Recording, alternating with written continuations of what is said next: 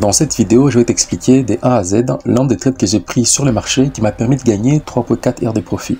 Je vais t'expliquer les raisons derrière ma prise de position, je vais t'expliquer la stratégie que j'ai utilisée et ensuite, le plus important, je vais te montrer aussi comment est-ce que j'ai managé ma position. Alors sans plus tarder, c'est parti.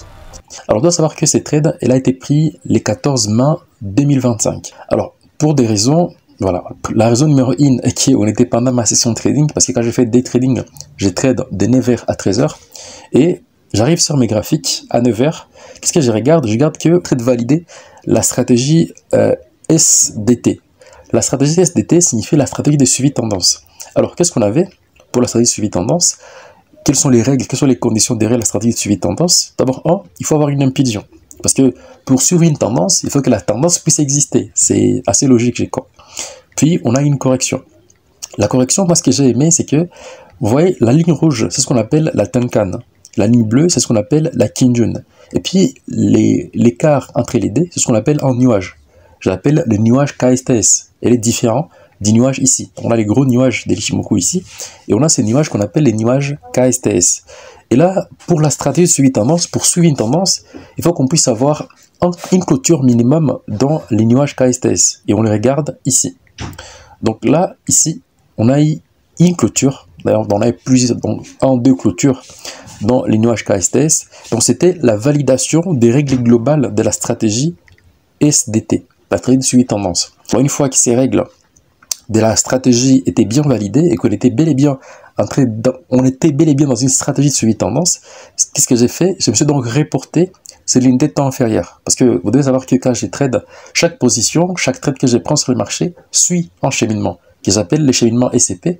D'ailleurs, je t'ai fait une vidéo sur les sujets, donc, et je te la mettrai en description pour que tu puisses regarder comment est-ce que je structure mon cheminement SCP. Et à part ça, en dessous, je te mettrai aussi la stratégie SDR. Donc, c'est l'une de mes stratégies. Donc, c'est pas la stratégie SDT. Mais je t'explique en détail pour que tu puisses comprendre la logique derrière chacune de mes stratégies. Alors, la stratégie de suivi de tendance, il nous génère deux setups de trading. Soit en KPB, on appelle ça un Kumo Pullback, ou un KBOTA 1, Kumo Pullback type 1. La configuration qu'on a vu s'est formée dans cette stratégie, c'était le KPB, le Kumo Pullback. À part ça, ce qui est venu encore renforcer ma conviction, c'était que j'avais les niveaux de 1,12 juste ici. Quand vous tradez, il faut utiliser au minimum des unités de temps. L'unité de temps qu'on appelle l'unité de temps stratégique et l'unité de temps de prise de position. En tout cas, ça, c'est les minimums. Mais il y a une autre unité de temps, l'unité de temps supérieure, qui est les H1, moi, j'utilise personnellement les H4 pour du day trading, pour analyser la tendance des fonds. C'est ça, derrière le cheminement SCP. Analyser la situation, se forger une conviction, et puis prendre une position. Une fois que j'ai identifié en setup qui se formait, donc il y avait tous les règles de setup qui commençaient à se former, je me disais, tiens, mon plan du jour, ok, mon plan du jour était d'acheter le marché au-dessus du niveau de 12. Voilà, les niveaux de 12, c'est au niveau des résistances, et je ne vais pas acheter une résistance. On n'achète pas une résistance. Je vais plutôt attendre que le marché casse cette résistance pour acheter et chercher beaucoup plus loin. Et à part ça, l'élément le plus important que je regarde toujours, c'est le niveau des points pivots. La ligne bleue que vous regardez ici, c'est ce qu'on appelle le point pivot daily, les points pivots journaliers. Puis ici, la première ligne rouge, c'est ce qu'on appelle la R1, donc la première résistance de la journée. Parce que les points pivots, chaque journée, ça s'actualise. Comme par exemple ici, c'était la journée d'hier, et puis là, on était aujourd'hui. Et puis il y a aussi les niveaux ici qu'on appelle la S2. D'habitude, dans mes setups de trading, quand je place en trade, je vise toujours la SD. Cela me permet de ne pas être gourmand et de prendre uniquement ce que les marchés m'offrent. Il y a des moments où on prend un TP sur feeling, mais nous, on ne prend pas un TP sur feeling. Le marché nous-mêmes calcule notre TP et nous le met sur un plateau. Et c'est ça qui est génial avec mes stratégies. Une fois qu'on avait notre plan de trading, il s'est réalisé. Et quand notre plan de trading se réalise exactement comme on voulait, on attendait que le marché casse le niveau dans 12 qui est en niveau de chiffre rond. En tout cas, il n'y a pas des choses très compliquées. Même un débiteur est capable de repérer un niveau de chiffre rond sur le marché. Donc, si vous écrivez juste un chiffre avec 2 zéros à la fin ou 3 zéros à la fin, ça dépend de l'actif.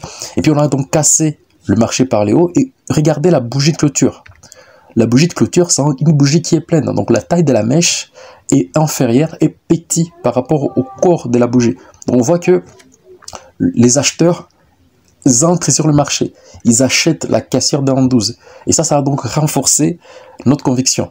Et puis nous, ce qu'on disait, tiens, Donc notre trade était placé à la cassure ici, et on visait en termes des targets le niveau ici, donc les niveaux des SD, des points pivots. Il n'y a pas plus simple que ça. Et qu'est-ce qu'on regarde ici? Donc ce qui m'a beaucoup marqué, c'était que la Kijun, la ligne bleue, elle commence à former une pente.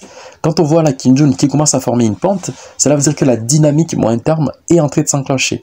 Et à part ça, la SSB, elle aussi, elle commençait à bouger par les hauts. Donc ces deux, quand elle bouge en même temps, ça veut dire que la dynamique court terme est sur le point de se manifester. Et la Chikou, la ligne ici, elle est décalée des 26 périodes en arrière.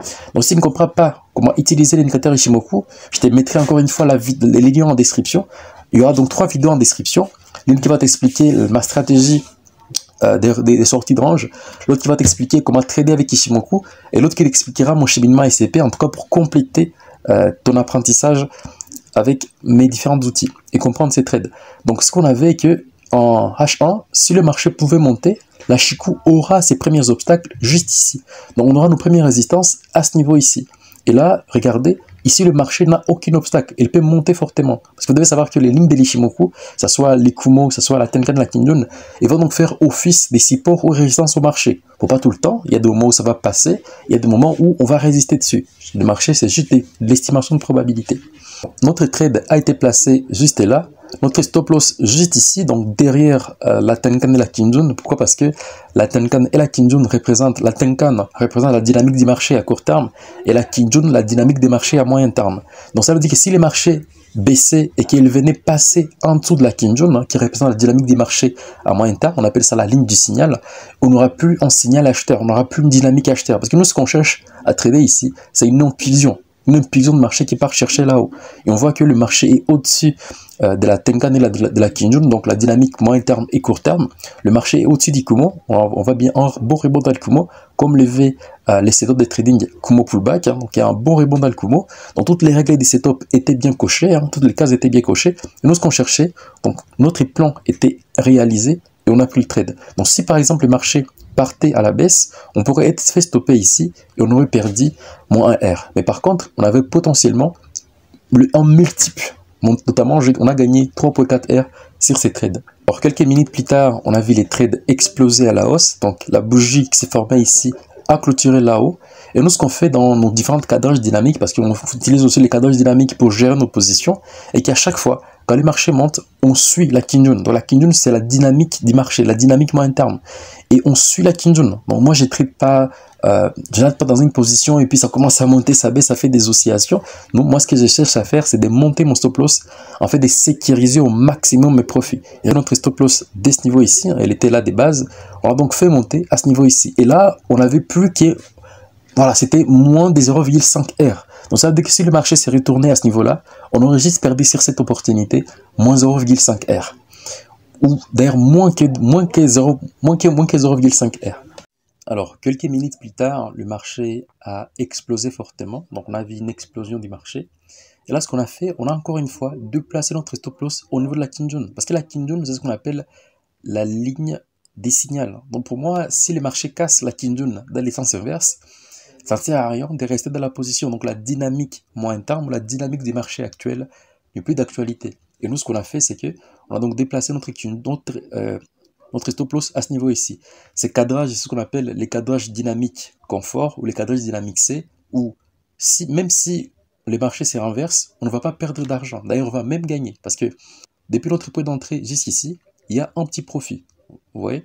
Donc si le marché baisse et arrive à ce niveau ici, là où il y a ma ligne rouge, je ne veux pas perdre d'argent, je veux plutôt même en gagner, mais je vais gagner peu par rapport à ce que je voulais gagner d'habitude au début. Et ce qui me marque encore beaucoup plus, regardez, on a la Tenkan H1 qui explose, qui monte, donc la Kijun pardon H1 qui monte, la Tenkan qui monte aussi, et là on arrive à ce niveau ici, donc la bougie horaire n'a pas encore fermé, parce que la Chikou elle se calcule en clôture. Et à part ça, je vois que la Tenkan, elle monte, donc la Kijun, la ligne bleue, pardon, elle passe au-dessus du niveau de la SSB. Et ça, c'est déjà intéressant. Ça, c'est intéressant. Donc, ça me dit que ça ne sert à rien, pour le moment, de vendre cette position. Il faut donc tenter d'aller chercher beaucoup plus haut. Et moi, ce qui m'inquiétait beaucoup plus sur cette position, c'était que, regardez ce mouvement. Parce que quand on a un mouvement qui est comme ça, qui monte Quand on a un mouvement qui est comme ça, qui décline au-dessus de 45 degrés, ce genre de mouvements ne sont pas tenables à long terme. Donc, ce sont des mouvements qui ne sont pas... Ce genre de mouvements sont des mouvements qui ne peuvent pas durer trop le temps dans le temps. À un certain moment, le marché va se retourner et on aura une espèce de retour des bâtons vers les bas. Et moi, je ne voulais pas faire ça, alors je dis sortir rapidement mes profits à ce niveau. Je ne voulais pas cadrer ma position. Bon, je suis sorti donc directement à ce niveau ici. Je ne voulais pas cadrer ma position à cadrage A ou double A parce que ce n'était même pas important, parce qu'on surfait d'ailleurs. On a ces premiers mouvements ici.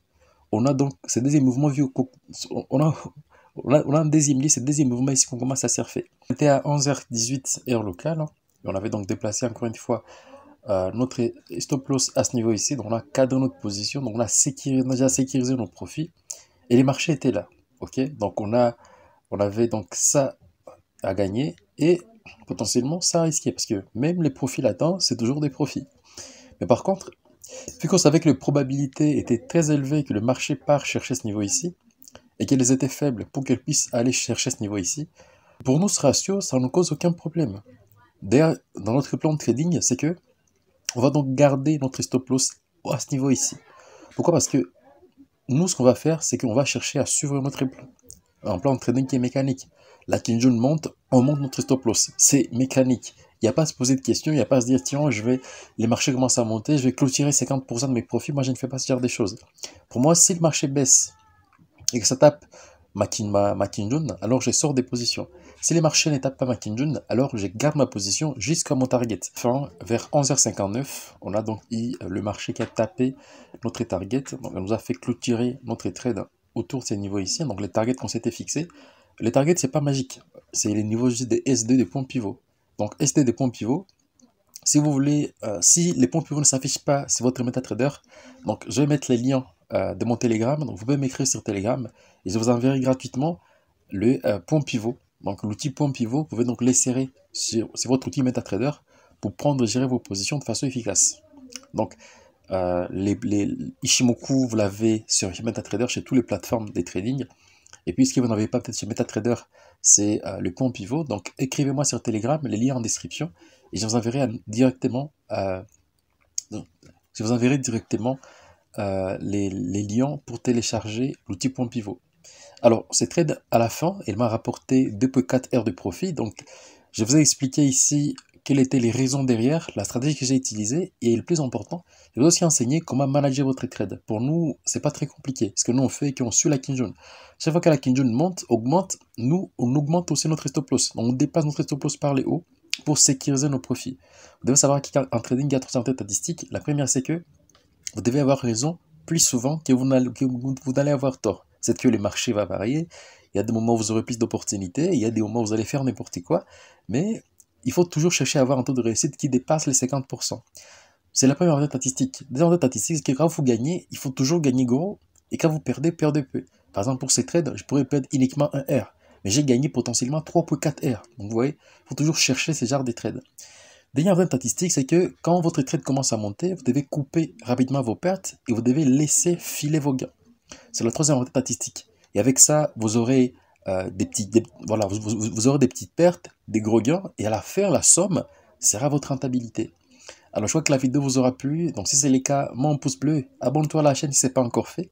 Et dans la description, je te mettrai un lien vers mon Telegram. Donc, tu peux m'écrire si tu as des questions directement sur Telegram. Et tu me suivras aussi. Je publie chaque semaine un podcast où je te partage énormément de valeur. Alors, moi, je te dis à bientôt et à la prochaine vidéo.